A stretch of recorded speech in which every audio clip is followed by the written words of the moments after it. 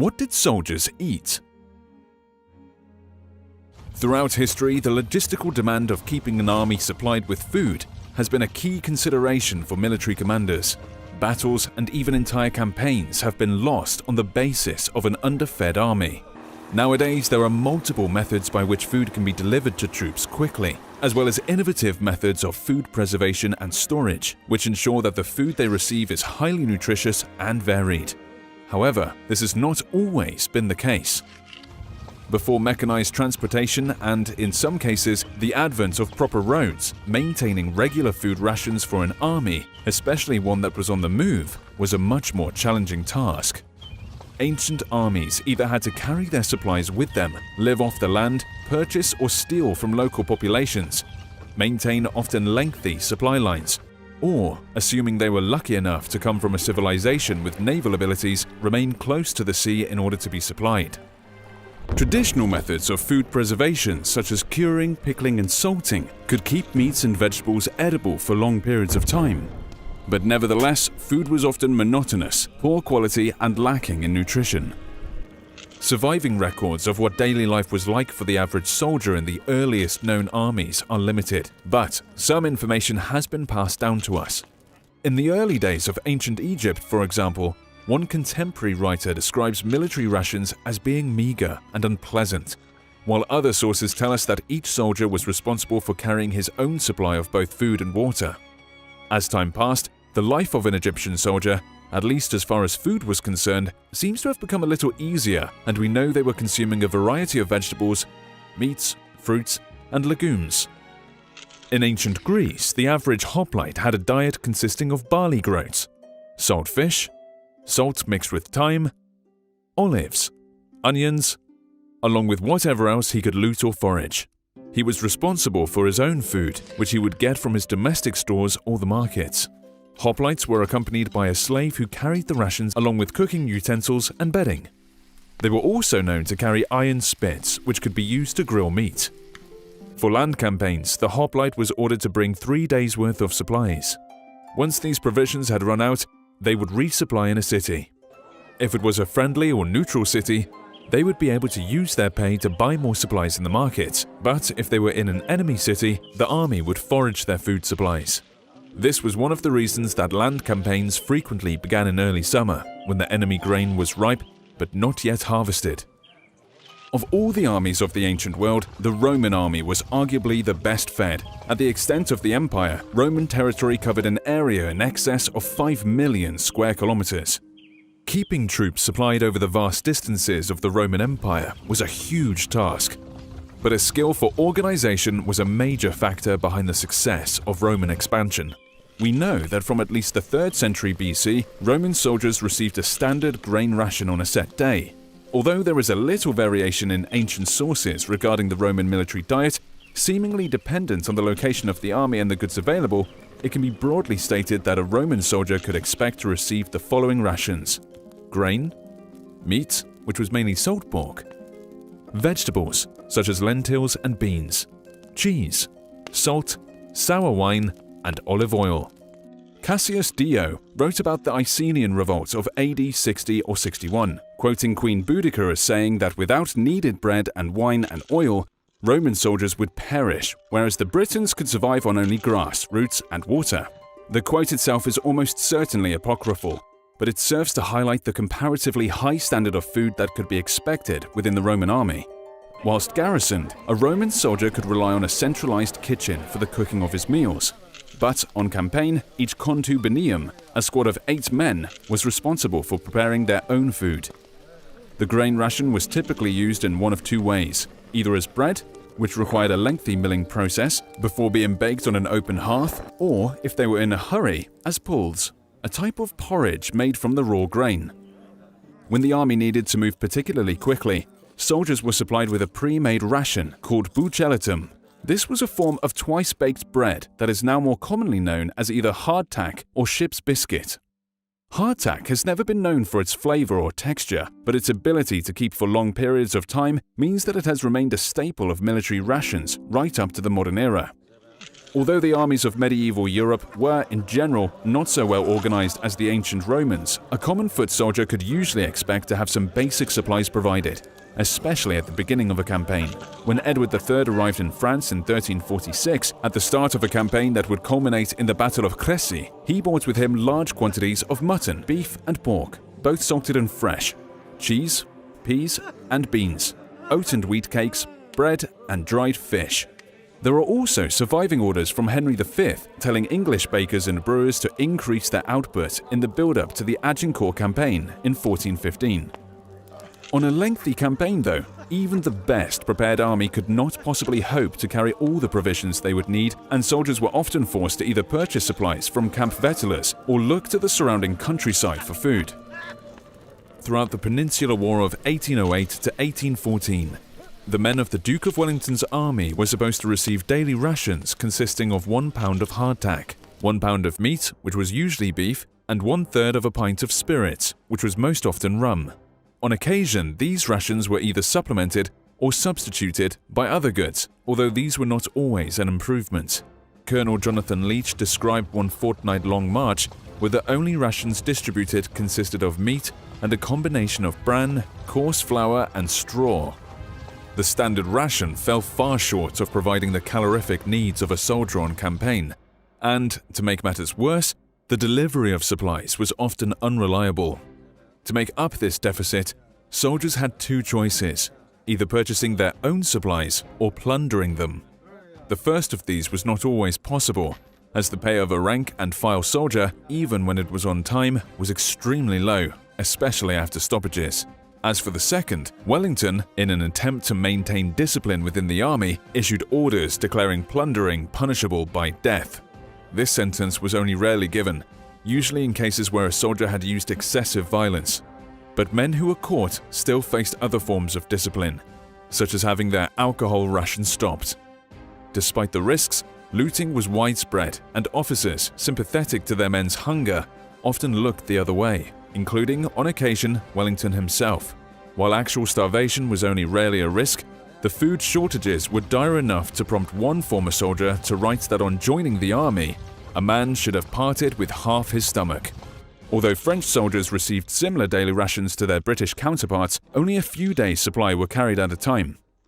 Napoleon liked his armies to be quick-moving and self-sufficient, and his men were encouraged to forage or requisition goods.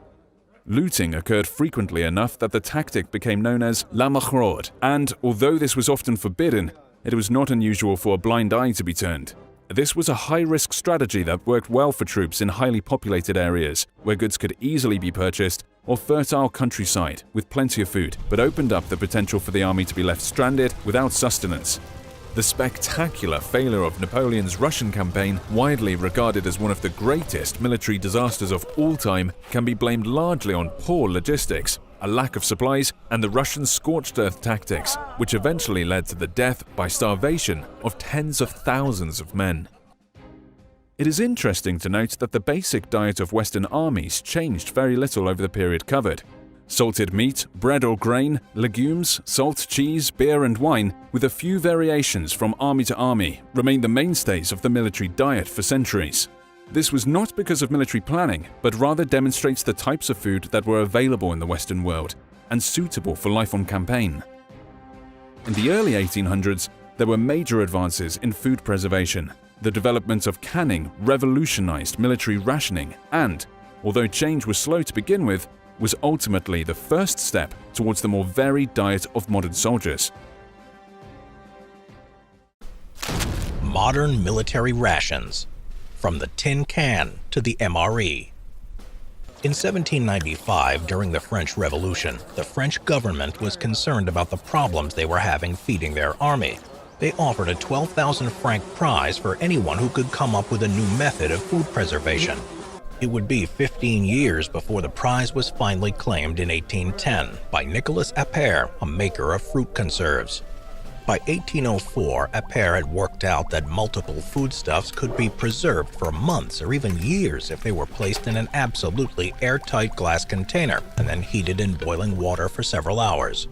Although he had discovered the technique behind canning production, Appert's choice of container never really became widespread. as glass was simply too heavy and prone to breakage. The inventor of the tin can was Philippe Girard in 1810. However, it was Brian Duncan, John Hall, and John Gamble who would allow it to become available to the masses, from feeding the Royal Navy to even later Arctic expeditions. Girard had asked a London broker, Peter Durand, to patent his process, and it was bought for £1,000 by Duncan, Hall, and Gamble in 1812. Duncan then set up another company with his business associates and established the first major commercial canning plant at Fort Place, Bermondsey, in 1813. This firm was to later merge with the now familiar company of Cross and Blackwell. America's canning industry was considerably slower to take off, and the new technology was not adopted into military use for some time. The American Civil War, fought between the years 1861 and 1865, did see some canned goods being made, available to certain sections of Union soldiers. These were only available on a small scale, however, and didn't form a major element of the common rations. This all began to change in the late 1800s, when the U.S. military started to provide its soldiers with individual ration packs. The first version of these was named the 1878 Travel Ration. It was specifically designed for use when the soldiers were in transit, and so it was designed to be both small and compact and easy to eat in a short amount of time. Importantly, it contained both canned meat and vegetables. In 1896, this version was followed by an emergency ration, which consisted of canned chocolate cakes, meat and flour cakes, as well as dried bread. As the name would suggest, this was only designed for emergency scenarios and would only keep a soldier fed for a limited amount of time. It also was only to be opened on the orders of an officer. By World War I, canned goods now made up the bulk of the standard U.S. military ration.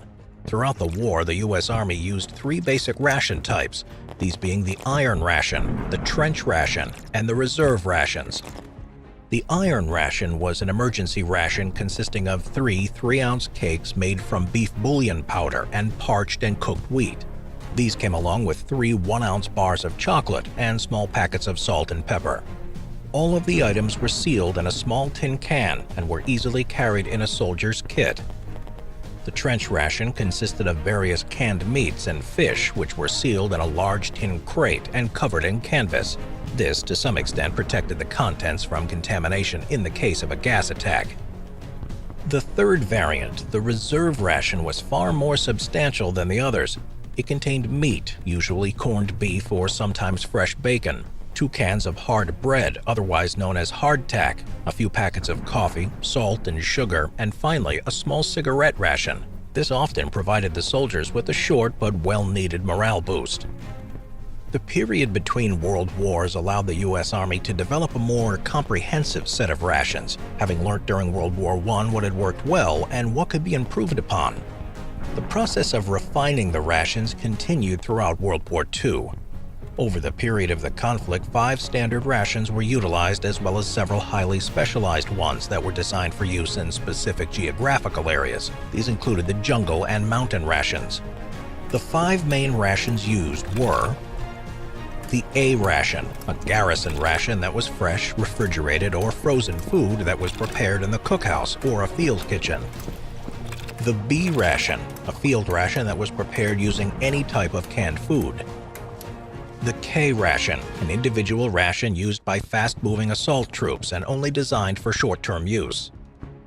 The D ration, which was an emergency ration that contained a concentrated chocolate bar that was specially designed to have a high calorie content.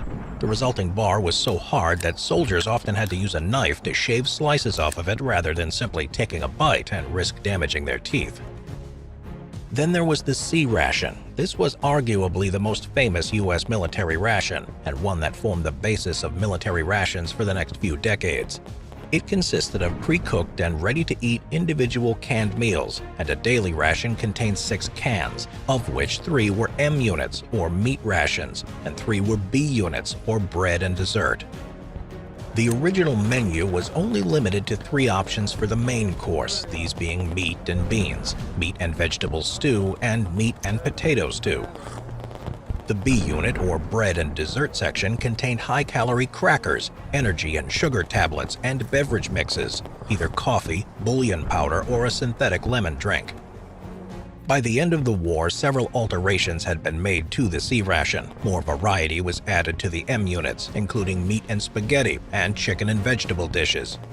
Cold drink mixes were also added, and the energy tablets were replaced with a variety of different candies. In addition to food, the C ration also contained an accessory pack that provided soldiers with a few basic necessities. The contents changed over the time the C ration was in use, but included items such as chewing gum, cigarettes, toilet paper, sugar, salt, water purification tablets, a can opener, and matches. In 1958, the C ration began to be phased out and was replaced with the MCI, or Meal Combat Individual. In essence, this was largely just a slightly improved C ration with an additional menu item. In fact, it was so similar that among the troops it continued to be referred to as a C ration. Along with the M unit and B unit, there was now a separate dessert option called the D unit. The MCI was the primary ration issued to troops during the Vietnam War. It was here that the limitations of this type began to present themselves. A single-day supply for each soldier consisted of a generous 12 cans. This came at a cost, however. They were heavy, noisy, and difficult to pack, meaning that oftentimes men would opt to leave parts of the ration behind and didn't receive their full daily calorie intake that they required to function correctly.